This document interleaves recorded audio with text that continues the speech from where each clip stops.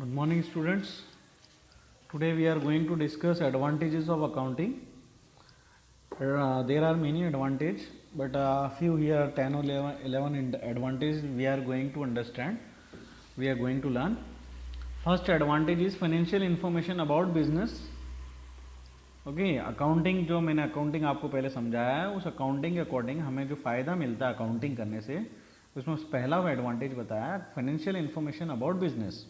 It means financial performance during the accounting period, that is profit earned or loss incurred and also financial position at the end of the accounting period is known through accounting. हमें accounting करने से ही at the end of the year हमें firm का company का profit loss या business positions को जानने का अपॉर्चुनिटी मिलता है अकाउंटिंग से. Second is assistance to management. The management makes business plans, takes decisions and exercise control over the affairs on the basis of accounting information. तो जो मैनेजमेंट होता है अकाउंटिंग इन्फॉर्मेशन जो भी इन्हें मिलती है इनकी फाइनेंशियल स्ट्रेंथ जो होती है उसके according they can take decisions, they can make plans and they can exercise control over the affairs of basis accounting information. Replaces memory.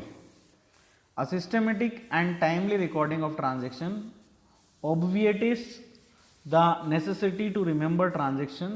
The accounting records provides the necessary information. Fourth, facilitates comparative study. A systematic record enables a businessman to compare one year's results with those of others and locate significant factors.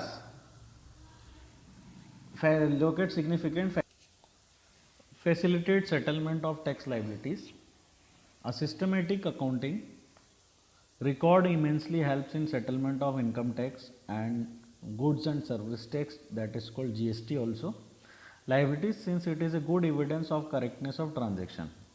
जो हम tax वगैरह जो भी चुकाते हैं अगर हमारे पास में हमारा इनकम स्टेटमेंट होगा, हमारे पास में हमारी प्रॉपर अकाउंटिंग इन्फॉर्मेशन होगी तो हमें टैक्स लाइबिलिटीज़ को सेटलमेंट करना बहुत इजी हो जाता है. हमें अप्रोप्रिएट टैक्स वगैरह पे करने की अपॉर्चुनिटी मिलती है जिससे हम ना तो कभी ज़्यादा टैक्स देते हैं ना कम. जो एक्चुअल टैक्स होता है वही हम पेमेंट गवर्नमेंट को करते हैं. Facilitates loan. आपकी जो फाइनेंशियल पोजीशन है वो आपकी स्ट्रेंथ शो करती है. अगर आपकी अकाउंटिंग इन्फॉर्मेशन है उससे आपने फाइनेंशियल पोजीशन आपकी बना अच्छी है तो आपको कोई भी बैंक गवर्नमेंट आपको आसानी से लोन दे सकते हैं. और ये कब पॉसिबल है जब आपके पास में आपकी फाइनेंशियल पोजीशन की अकाउंटिंग के थ्रू आपकी फाइनेंशियल पोजीशन हो. जैसे ही एविडेंस इन कोर्ट. कई बार क्या होता है केस वगैरह कोई अपने पे लगा दे किसी कस्टमर्स वगैरह के थ्रू, किसी कंपटीटर सप्लायर के थ्रू, तो हमारे पास में अकाउंटिंग इन्फॉर्मेशन एक systematic record is often accepted by the courts as good evidence.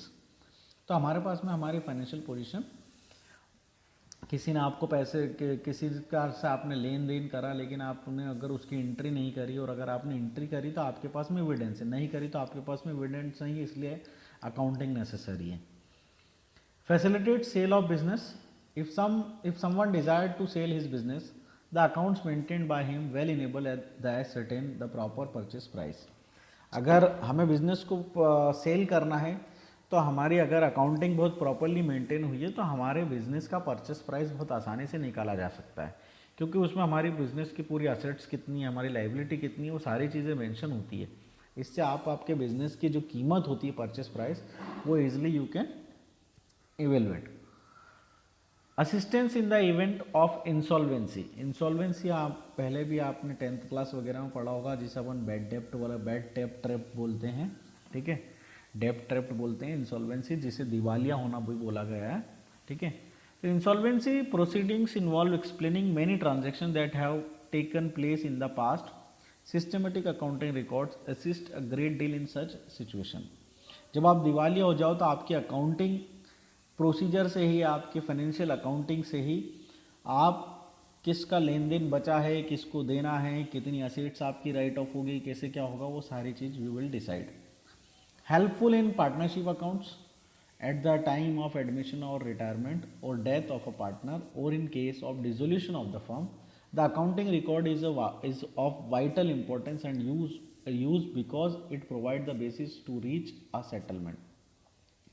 Partnership होती है, पार्टनरशिप में जब दो लोग, एक से अधिक लोग साथ में मिलकर काम करते हैं, तो अब चाहे उसमें एडमिशन हो, चाहे एडमिशन मीन्स किसी पार्टनर की एंट्री हो, रिटायरमेंट मीन्स किसी कोई पार्टनर का फर्म से जाना हो, या फिर किसी पार्टनर की डेथ हो जाना हो, तो इन सब का सेटलमेंट कैसे होगा? जब आपके पास में प्रॉपर अकाउंटिंग प्रोसीजर होगा, तब इन सब चीज़ों का सेटलमेंट किया जा सकता है।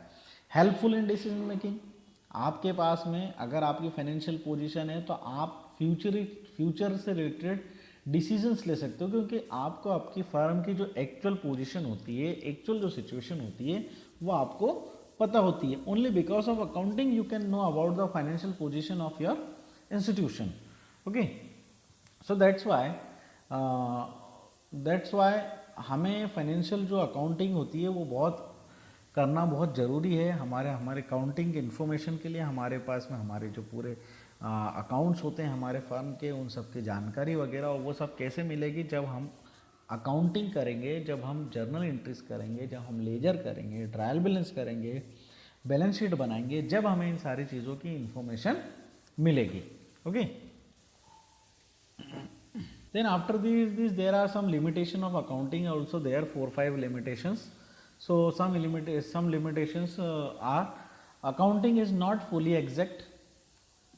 Second one is unrealistic information. Accounting ignores the qualitative elements. Fourth, accounting ignores the effect of price level changes. Fifth, accounting may lead to window dressing.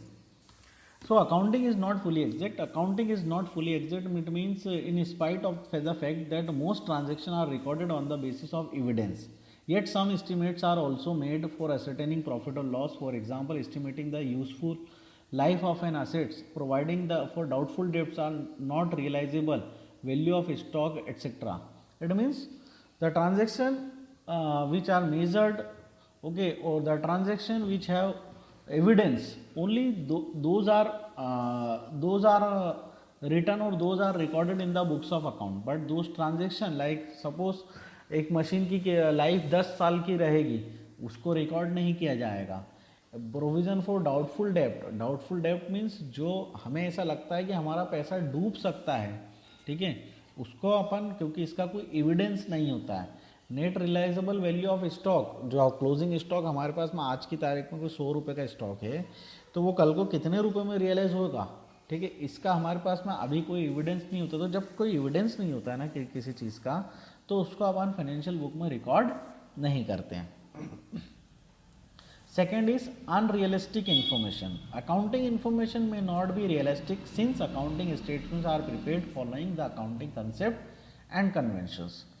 मतलब जब तक आप अकाउंट्स नहीं बनाएंगे, जब तक आप अकाउंटिंग नहीं करेंगे, तब तक या आप जब तक प्रिपेयर नहीं करोगे आपके स्टेटमेंट्स और आपके जो भी अकाउंट्स वगैरह है, तब तक आपकी जो इन्फॉर्मेशन है वो आपके लिए एक अनरियलिस्टिक इन्फॉर्मेशन है।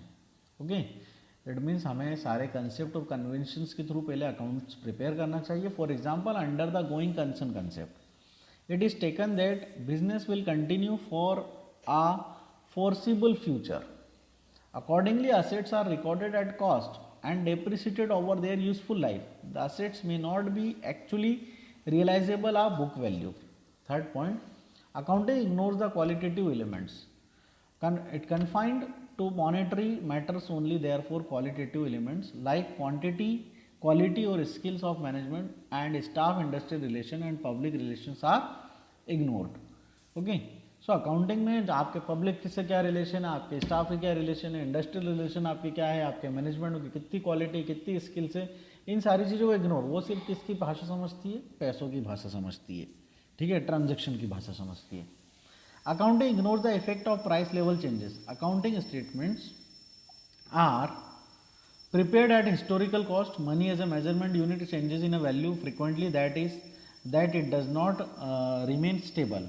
Accounting, however, presumes that value of money remains stable. Unless price level changes are considered, accounting information will not show correct financial position. Sometime because of instability in price level, that's why sometime your accounting information does not provide you accurate information. Then Fifth point, accounting may lead to window dressing. Accounting may lead to window dressing. Window dressing means, the term window dressing means, accounting may lead to window dressing. The term window dressing means manipulation of accounts in a way so as to conceal vital facts and present the financial statement to show a better position than what it actually is. In this situation, income statement fails to provide a true and fair view of the result of operation, and the balance sheet fails to provide a true and fair view of the financial position of the enterprise. So student, these are the limitations, and I also explain advantages. Okay, then tomorrow we will discuss role of accounting in different areas, and accounting process, how accounting process has been takes place, and meaning of bookkeeping and accounting, accountancy and accountancy distinguish between. Then after that some systems which has to be taken, which has taken for accounting in the previous years, and after that you will have exercise, and then basis of accounting is your second topic. So tomorrow, I think tomorrow, day after tomorrow, we'll finish our first topic. Then after that we will start numerical problems.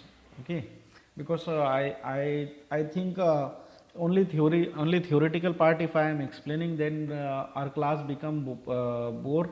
Okay, so we will start numerical session also, in which you have required one long register which has nice width also. Okay, long register, you have required scales, ruler, and you need to buy a book also. Okay, you need to buy a book, and if you are not able to buy, I will send you some notes also, by which you can get help and you can do numericals. Okay, so after 2 sessions, okay, we will start numerical problems. Okay, we will have concept of journal entries. Okay, so have a nice day.